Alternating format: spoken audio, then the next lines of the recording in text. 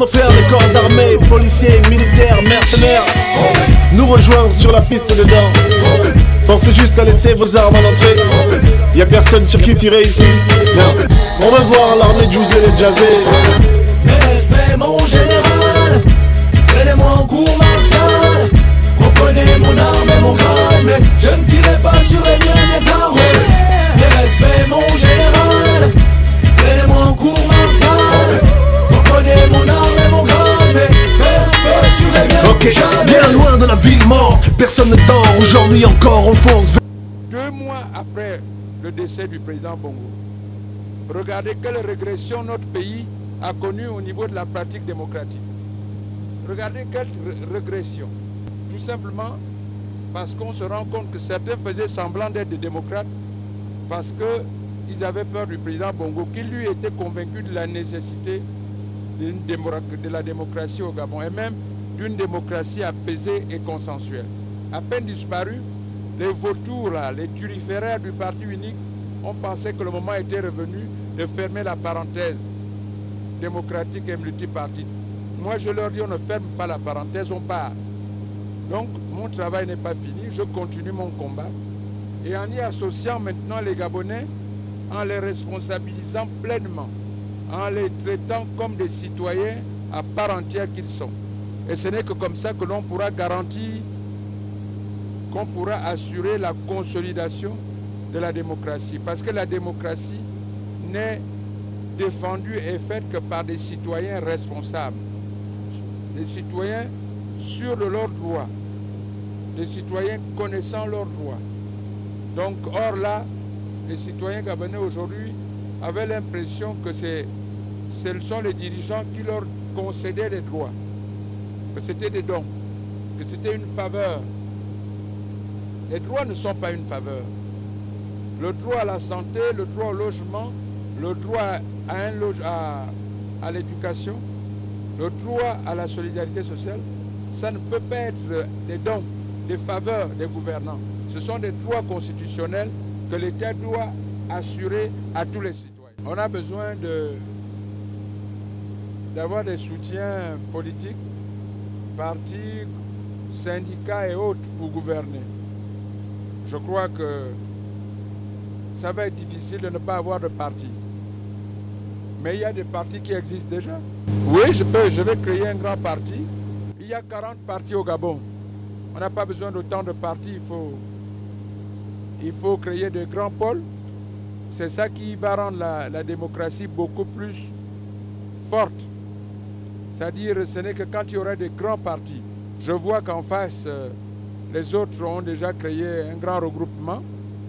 Le PDG plus d'autres, grand regroupement. Tous les partisans donc du changement. Et à partir de là, on aura des grands pôles d'alternance. Parce qu'il faudrait qu'il y ait l'alternance au Gabon. C'est ça qui consolide la démocratie. C'est ça qui aère la démocratie. Il faudra limiter. C'est-à-dire 2 fois 7. Ça, dès maintenant. 14 ans, maxi. Ça, c'est la position de base. Il y en a qui pensent qu'il faut aller à 5 ans. Il y en a qui pensent qu'il faut aller à 4 ans. Bon, la modeste expérience que j'ai montre que pour mener à terme un projet, surtout de gros projets, dans le cas des routes, dans le cas de l'habitat, d'un certain nombre de secteurs, on a besoin quand même d'un peu de temps. C'est-à-dire entre 5 et 7. Donc, ça ne me dérangerait pas qu'on fasse 2 fois 7. Le logement, c'est un besoin crucial. Regardez même les quartiers de Libreville. En pleine ville, il y a des quartiers sous-intégrés. C'est-à-dire que les gens vivent dans des conditions très regrettables. En pleine ville, vous avez des zones à Libreville où il n'y a pas d'eau courante. Il n'y a pas d'électricité. En pleine ville, à Libreville. Je crois qu'il faut corriger ça, ça a trop duré. Donc nous allons mettre des moyens qu'il faut, 100 milliards par an, pendant 5 ans, pour pouvoir arriver à construire entre 50 000 et 75 000 logements. Les gens pourront avoir accès à des crédits sur 20-25 ans, sinon plus. Ça, c'est pour des salariés Et ceux qui n'en ont pas, on verra au niveau des allocations, ceux qui pètent. En tout cas, l'État doit s'organiser pour que chaque famille puisse avoir un toit. Il faudrait que tout l'argent qui est récolté au niveau de la vente de nos produits, de nos matières premières et tout l'argent revienne au trésor.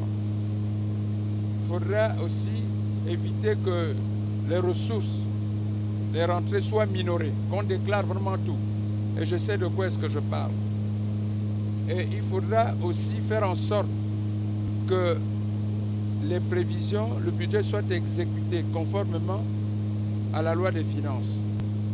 Il n'est pas bien exécuté. Il y a des, je le dis, on me le reproche. Je dis, je vous prends une rubrique. La rubrique fonds de souveraineté, fonds politique. L'inscription, c'est 25 milliards. L'exécution, c'est 400 milliards en 2007 et en 2008.